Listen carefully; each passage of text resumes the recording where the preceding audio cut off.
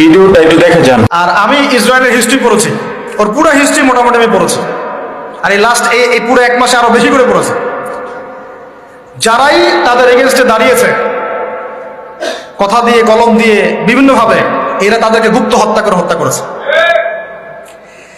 যে ব্রিটেনের হাত ধরে সে এই ক্ষমতা পেয়েছে 1918 দিকে, ওই ব্রিটেন 1933 সালের দিকে ওর বিরুদ্ধে চলে যাচ্ছিল, ফিলিস্তিনিদের পক্ষে চলে আসছিল, তখন ওই ব্রিটেনের অনেকগুলো নেতাকে মেরে ফেলছে। এরা এই জাতি, এরা কোন জাতি আপনাকে একটা আমি এক্সাম্পল দিয়ে বোঝাই। এরা হচ্ছে নবীদেরকে হত্যা করা জাতি।